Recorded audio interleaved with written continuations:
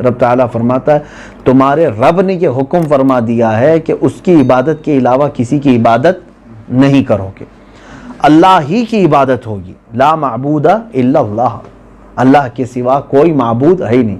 معبود اس کو کہتے ہیں جس کی عبادت کی جائے، جس کی پوجا، جس کی پرستش ہو، تو اللہ کے علاوہ کسی کی عبادت نہیں ہوئی۔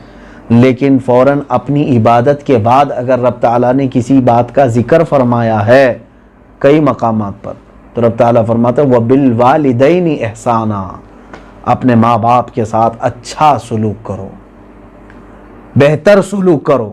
اب اندازہ کریں گے آپ رب تعالیٰ کی عبادت اور اس کے بعد دوسرا مقام کیا ہے، انسان کو کس چیز کا حکم دیا جا رہا ہے کہ اپنے ماں باپ کے ساتھ اچھا سلوک کرو۔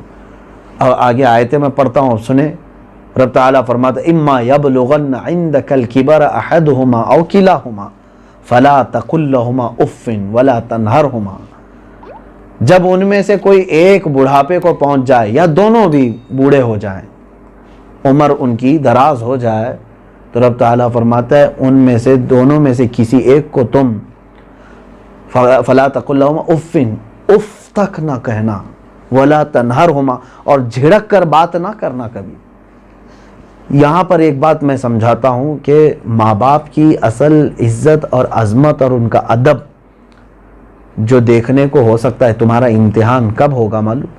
جب ماں باپ جوان ہوتے ہیں تب نہیں، بلکہ جب ماں باپ بوڑھے ہو جاتے ہیں تب تمہاری آزمائش کا دور ہے، کیونکہ بڑھاپا ان کا جو برداشت کر لے وہی بندہ فرما بردار ہے۔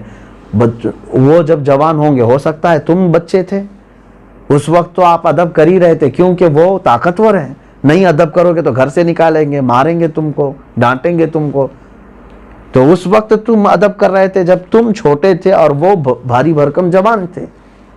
لیکن ماں باپ کا اصل ادب جو دیکھا جائے گا اس وقت جب تم بھاری بھرکم جوان ہو چکے ہو اور وہ کمزور ہو چکے ہیں، اب ان کا بڑھاپا آ چکا ہے، اب وہ چل پھر نہیں سکتے، اس وقت تمہارے حرکات و سکنات کو دیکھا جائے گا کہ تم اپنے والدین کے ساتھ اب کیسا سلوک کرتے ہو۔ میرے عزیزو، جب جس کے بھی ماں باپ صحت مند ہیں، کما رہے ہیں، کھا رہے ہیں، ان کے ساتھ تو ان کے بچے اچھائی کے ساتھ ہی رہتے ہیں، اکثر دیکھنے کو آیا ہے۔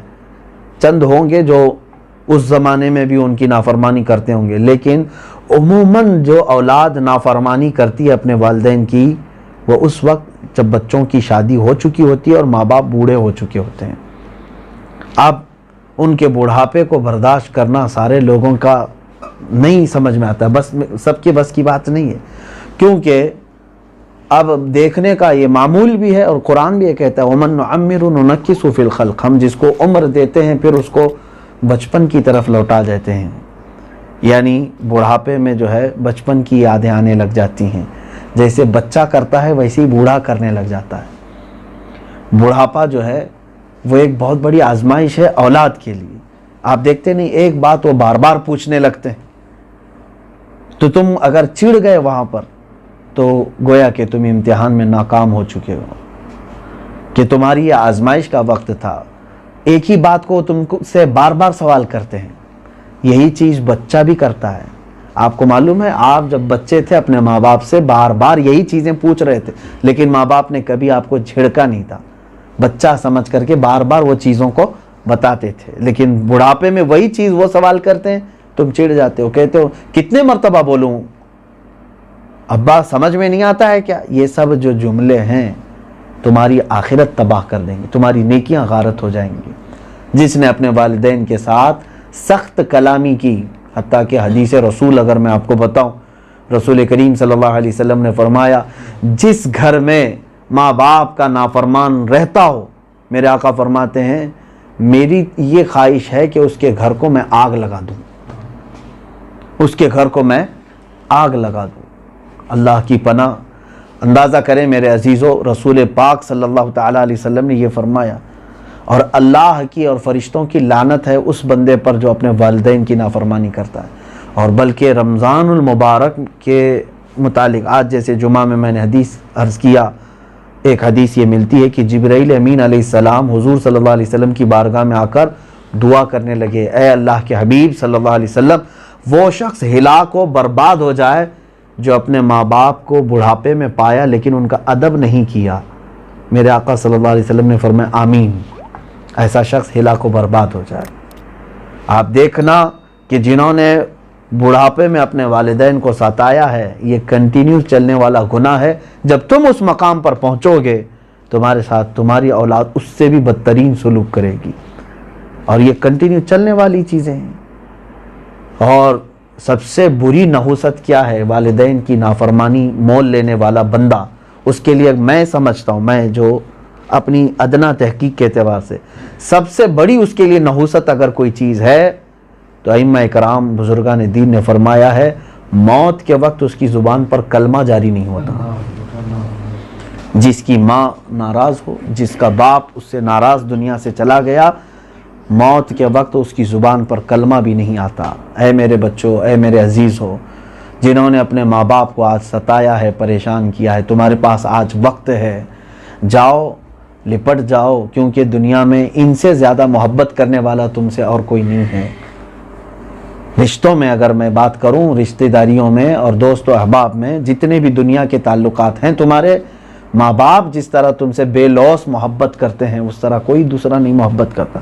ہر ایک کی محبت میں کوئی غرض ہوتی ہے، لیکن ماں جو تم سے محبت کرتی ہے وہ بے غرض محبت کرتی ہے۔ بہت کم یہ ملے گا، اور ایک بار تمہارے والدین کا جنازہ اٹھ گیا تو تمہارے اس مقام پر لاکھ مردوں کو لا سکو، تمہارے باپ کا مقام وہ حاصل نہیں کر سکے گا۔ ماں جب ہمارے گھر سے رخصت ہو جائے تو ہزاروں عورتیں ہمارے ماں کا مقام نہیں دے سکیں گی۔ جانتے ہیں ان شخصیات کو اللہ تعالیٰ نے ہمیں نعمت کے طور پر عطا فرمایا، نعمت کے طور پر۔ جس کو اس کے والدین ملے گویا کہ اس کو دنیا کی ایک بہت بڑی نعمت ملی ہے، بہت بڑی نعمت ملی ہے۔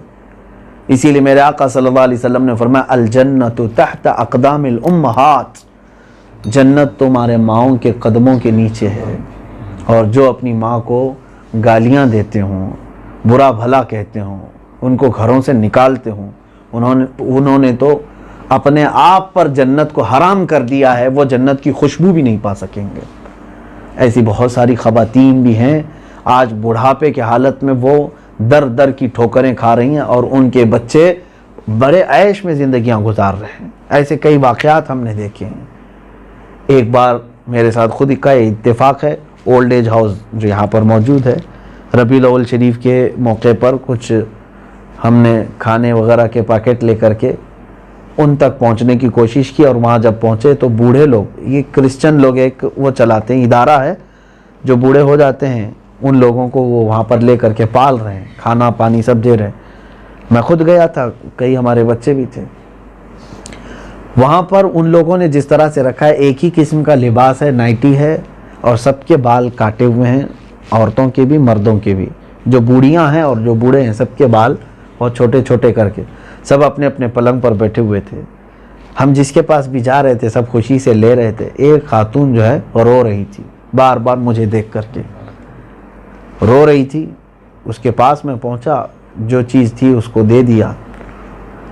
میں نے اس سے پوچھا کہ اماں کیوں رو رہی ہو، کیا بات ہے؟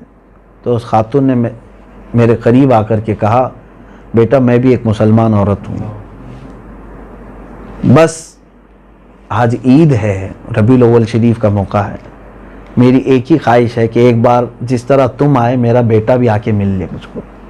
میرا بیٹا موجود ہے، اس کے بچے ہیں، ساری چیزیں ہیں، لیکن میں جس طرح بے یار و مددگار یہاں پڑی ہوئی ہوں، میری ایک ہی خواہش ہے، مجھے یہ فروٹ، مجھے یہ کھانے کی اب طلب نہیں رہ گئی، ایک بار میرا بیٹا بھی مجھ سے آ کر کیوں مل لے۔ اپنی ماں کو جو اس طرح سے اولڈ ایج ہاؤس میں ڈال سکتا ہو، میرے عزیزو اس نے دنیا میں جہنم خریدی ہے۔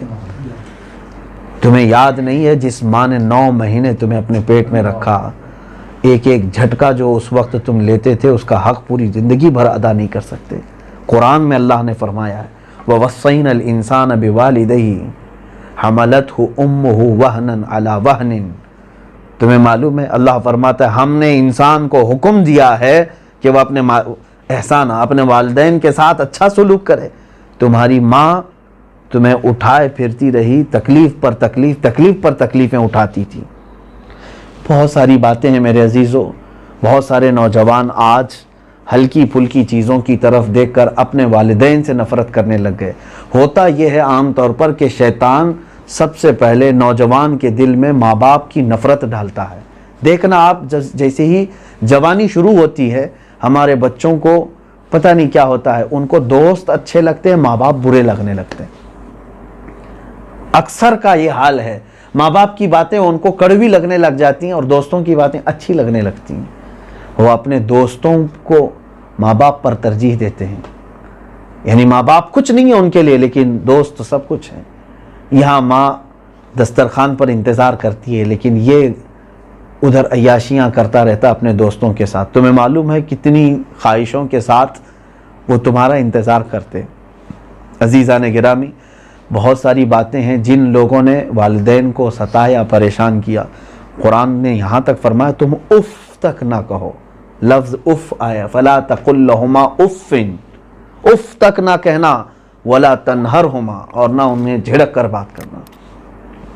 ایسی بہت ساری چیزیں، مثالیں موجود ہیں. جنہوں نے ادب کیا اللہ تعالیٰ نے انہیں بڑے مقامات عطا فرمائے.